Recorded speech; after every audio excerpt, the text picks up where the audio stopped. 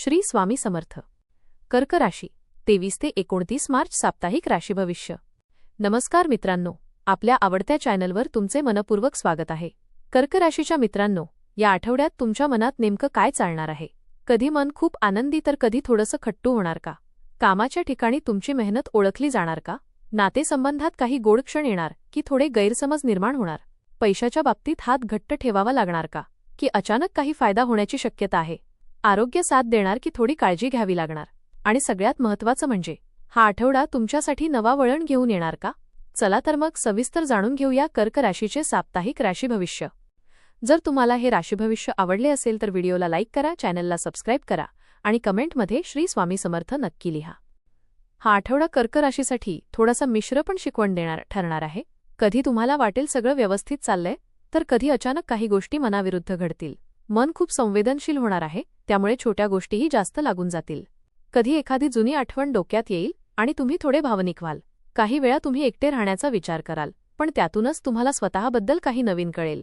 घर आणि काम या दोन्ही ठिकाणी संतुलन ठेवणं थोडं अवघड जाईल, पण जिथे अडचण आहे तिथे मार्गही आहे हे लक्षात ठेवा. या आठवड्यात तुम्हाला संयम खूप कामी येणार आहे. घाईत घेतलेले निर्णय नंतर पश्चाताप देऊ शकतात, म्हणून थोडं थांबा, विचार करा आणि मगच पुढे पाऊल टाका. आठवड्याच्या शेवटी तुम्हाला थोडासा दिलासा मिळेल आणि मन हलकं वाटेल. करिअर आणि व्यवसाय. कामाच्या बाबतीत हा आठवडा सुरुवातीला थोडा तणावाचा वाटू शकतो. ऑफिसमध्ये कामाचा ढिगारा वाढलेला दिसेल आणि वेळ कमी पडेल. वरिष्ठांकडून अपेक्षा जास्त असतील, त्यामुळे थोडं दडपण जाणवेल. कधी वाटेल की आपली मेहनत कोणी पाहतच नाही, पण तसं नाहीये. तुमचं काम शांतपणे सुरू ठेवा. योग्य वेळ आल्यावर त्याचं फळ नक्की मिळेल. सहकाऱ्यांशी बोलताना जरा जपून बोला. छोटासा गैरसमज मोठा होऊ शकतो. एखादं जुनं प्रलंबित काम या आठवड्यात पूर्ण करण्याची संधी मिळेल. व्यवसाय करणाऱ्यांना नवीन ग्राहक भेटू शकतात, पण लगेच विश्वास ठेवू नका. नवीन व्यवहार करताना कागदपत्र नीट तपासा. भागीदारीत पारदर्शकता ठेवा, नाहीतर नंतर अडचण येऊ शकते. आठवड्याच्या शेवटी एखादी चांगली बातमी मिळू शकते, जी तुमचा आत्मविश्वास वाढवेल. कामात सातत्य ठेवलं तर पुढचा काळ तुमच्यासाठी खूप चांगला ठरू शकतो. आर्थिक स्थिती. पैशाच्या बाबतीत हा आठवडा जरा सावध राहण्याचा आहे. हातात पैसा येईल, पण तो टिकवणं थोडं अवघड जाईल. घरगुती खर्च वाढलेले दिसतील. कधी दुरुस्ती, कधी वैद्यकीय, कधी अचानक काही गरज. कधी वाटेल की पैसे कुठे गेले कळलंच नाही, म्हणून बजेट बनवणं खूप गरजेचं आहे. अनावश्यक खर्च टाळा, नाहीतर नंतर ताण येईल.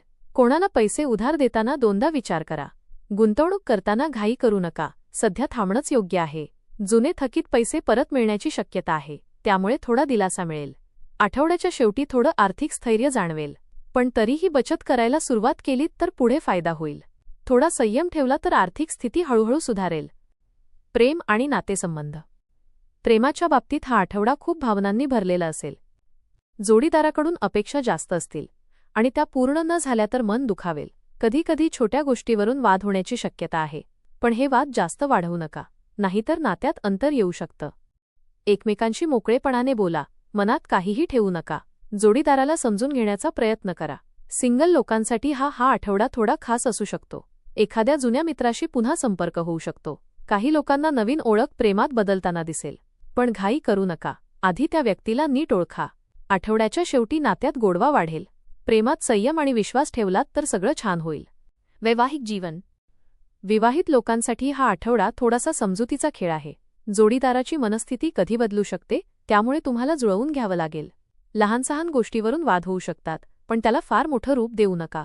घरगुती जबाबदाऱ्या वाढल्यामुळे थोडा ताण येईल, पण एकमेकांना साथ दिलीत तर सगळं सोपं होईल. जोडीदाराला वेळ द्या, त्यांचं ऐका. कधी एखादा छोटासा सरप्राईज नात्यात आनंद आणू शकतो. कुटुंबासोबत वेळ घालवलात तर वातावरण हलकं होईल. आठवड्याच्या शेवटी एखादी आनंदाची बातमी मिळू शकते.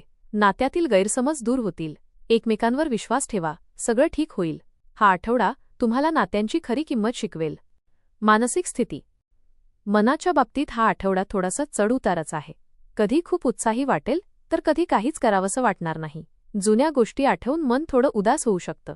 कधी तुम्हाला एकटं राहावंसं वाटेल, पण हे सगळं तात्पुरतं आहे हे लक्षात ठेवा. नकारात्मक विचारांपासून दूर राहा.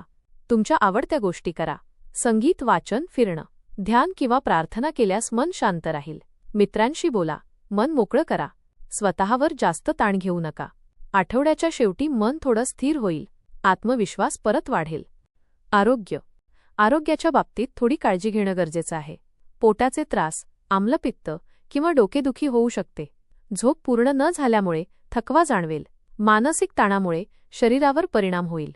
जंक फूड टाळा आणि हलका आहार घ्या. पाणी जास्त प्या. थोडा व्यायाम किंवा चालणं सुरू ठेवा. जुन्या आजाराकडे दुर्लक्ष करू नका. वेळेवर झोप घ्या.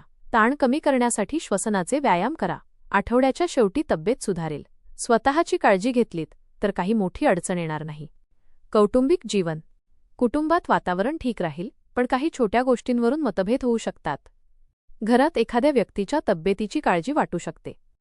जबाबदाऱ्या वाढतील, त्यामुळे थोडा ताण येईल. भावंडांशी बोलताना संयम ठेवा. वडीलधाऱ्यांचा सल्ला तुमच्यासाठी खूप उपयोगी ठरेल. घरात एखादा छोटासा कार्यक्रम किंवा भेट होऊ शकते. कुटुंबासोबत वेळ घालवलात तर मन प्रसन्न होईल. घरात सकारात्मक वातावरण ठेवण्याचा प्रयत्न करा. एखादी जुनी समस्या या आठवड्यात सुटू शकते. आठवड्याच्या शेवटी सगळं सुरळीत होईल. कुटुंब तुमची ताकद आहे हे लक्षात ठेवा. त्यांच्यासोबत राहिलात तर कोणतीही अडचण सोपी वाटेल. कर्क राशीच्या मित्रांनो, हा आठवडा तुम्हाला संयम, समजूतदारपणा आणि आत्मविश्वास शिकवणारा आहे. काही गोष्टी मनासारख्या होणार नाहीत, पण त्यातूनच तुम्ही मजबूत व्हाल. भावनांवर नियंत्रण ठेवा. घाईत निर्णय घेऊ नका. कामात सातत्य ठेवा. नात्यांमध्ये विश्वास ठेवा आणि स्वतःवर विश्वास ठेवायला विसरू नका. आठवड्याच्या शेवटी तुम्हाला हलकं आणि सकारात्मक वाटेल. हा आठवडा थोडा कठीण असला तरी पुढच्या चांगल्या दिवसांची सुरुवात करून देणारा आहे. धन्यवाद.